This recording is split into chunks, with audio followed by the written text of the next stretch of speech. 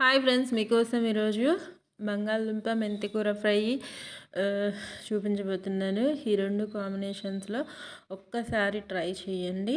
మీకు సూపర్ హిట్గా నచ్చుతుంది, హెల్తీగా ఉంటుంది, టేస్టీగా ఉంటుంది. నేనైతే చపాతీలోకి చేశానన్నమాట. చాలా బాగుంటుంది.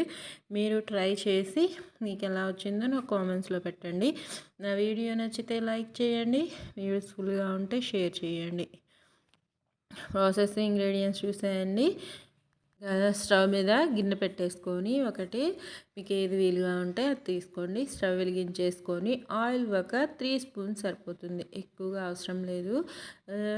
ముందుగా అయితే బంగాళదుంపలు నేను 3 కట్ చేసుకున్నాను.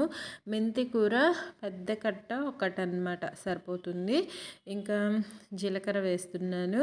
జీలకర్ర హై ఫ్లేమ్లోనే పెట్టుకోండి ఫ్లేము, ఇవన్నీ ఫ్రై చేసుకునేదాకా. ముందుగా కట్ చేసుకున్న ఉల్లిపాయలు ప్లస్ బంగాళదుంపలు కూడా ఈ టైంలోనే వేసేసుకోవాలి. ఇంకా రెండు వేసేసుకొని మన ఉప్పు కానీ పసుపు కానీ ఈ టైంలో వేయని అవసరం లేదు. అవి రెండు వేసామంటే బంగాళదుంప మగ్గకుండా ఉంటుంది. అంటే మగ్గడం అంటే మరీ మెత్తగా అయిపోతుంది ఈ టైంలో వేసామంటే. ఉప్పు ఏమీ వేయకుండానే ఇవి చక్కగా లో ఫ్లేమ్లోకి మార్చుకొని మూత పెట్టి ఒక 10 మినిట్స్ మగ్గించుకోండి. ఇదిగోండి, ఇలా కలర్ మారితే సరిపోతుంది. 10 మినిట్స్లో ఇలా అయిపోతుంది. ఇంకా మూత తీసి మెంతి ఆకుని నీట్గా 3 టైమ్స్ వాష్ చేసుకోండి, ఇసుక అనేది లేకుండా. ఒక్క కట్ట మెంతి కూర సరిపోతుంది. మీరు కావాలంటే చిన్న చిన్న పీసెస్ చేసుకోండి.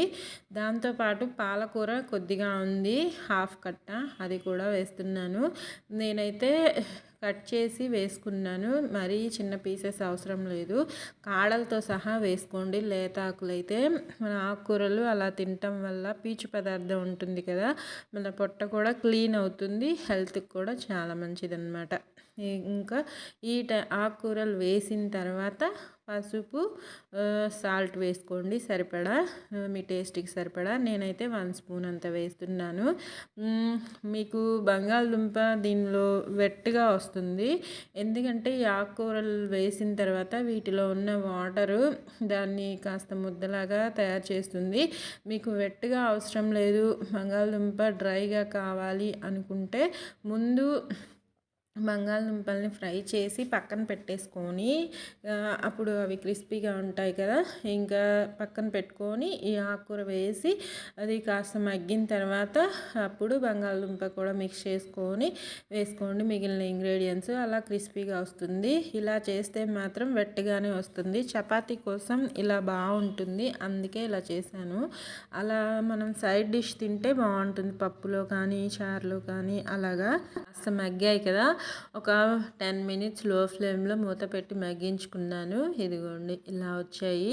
ఇలా మగ్గిపోయిన తర్వాత కారం ఒక 1/2 స్పూన్ వేసుకోండి, సరిపోతుంది. ఆకుకూరల్లో ఎప్పుడైనా సరే ఎక్కువగా వేసుకోకండి, తక్కువగా వేసుకుంటేనే టేస్ట్ బాగుంటుంది. ఇదిగోండి, కనిపిస్తుంది కదా, ఇలాగ మిక్స్ చేసేసుకొని ఒక్క 5 మినిట్స్ లో ఫ్లేమ్లో, మూత అవసరం లేదు, ఇలా మగ్గించేసుకుంటే కారం పచ్చివాసన పోయి మనకైతే ఫ్రై రెడీ అయిపోతుంది.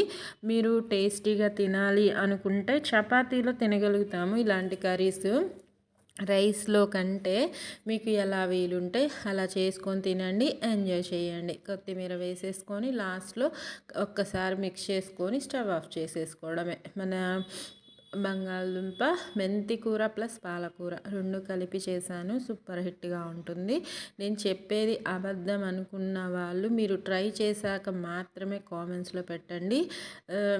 నచ్చితే లైక్ చేసి మీ ఫ్రెండ్స్ అండ్ ఫ్యామిలీ మెంబర్స్కి షేర్ చేయండి. సపోర్ట్ చేయాలి అనిపిస్తే నా ఛానల్ని సబ్స్క్రైబ్ చేసుకోండి. ఆరోగ్యంగా తినండి, సంతోషంగా ఉండండి. ఓకేనా? Bye friends.